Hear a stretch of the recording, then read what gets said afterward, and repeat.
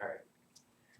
I would consider myself a relatively calm person, and my way of channeling anger is through sternly written journal entries.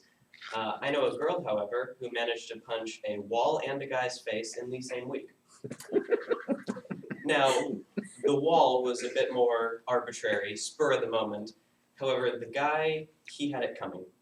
Um, Now, I wouldn't consider this girl overly aggressive. I think she's actually very sweet when you get to know her. Uh, However, this guy laid his hands on her one too many times, and I'm not exactly sure what condition he was in afterwards. However, I know that she has no feeling in one of her knuckles as a result of this event. Yes. And so, scared yet? Maybe a little impressed? Meet Reet Chowan. Reet grew up in Sacramento with her younger sister Bonnie and 2 dogs.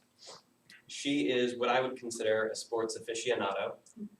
She played soccer for 10 years, and she was also a kickboxing trainer before she came to college.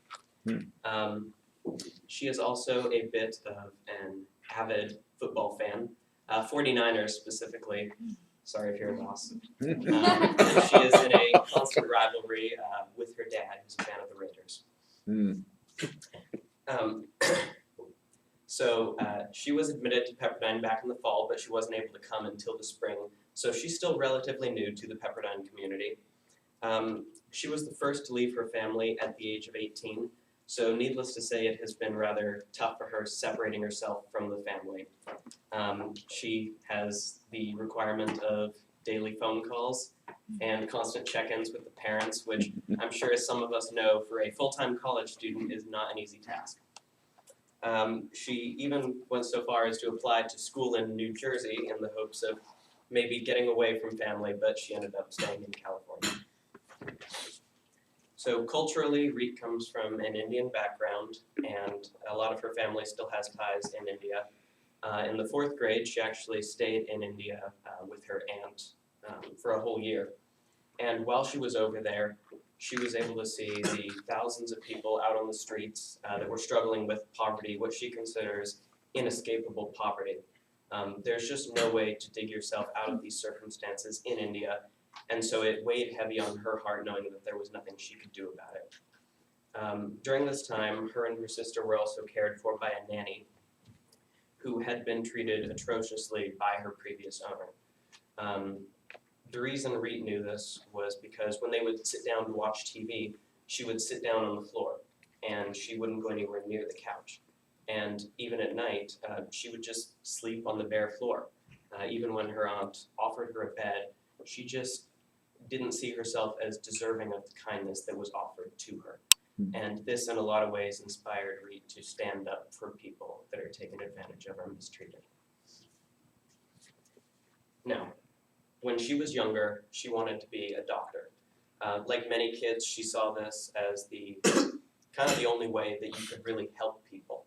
But after putting in some time and thought and getting some years under her belt, she decided that she wants to be a prosecutor in the criminal justice system. For Reet, it is unacceptable that anyone should ever be made to feel less than human, and if she can help even one person from being made to feel that way by another person, then she has done her job well.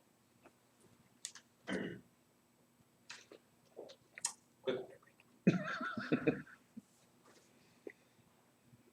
Basically, all of this is to say that Reet has no tolerance for injustice, and she stands up for those who are taken advantage of, abused, or not treated well by their fellow man or woman.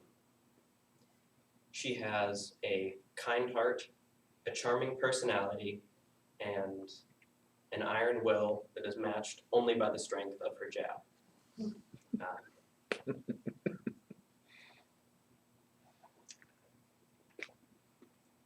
Yes.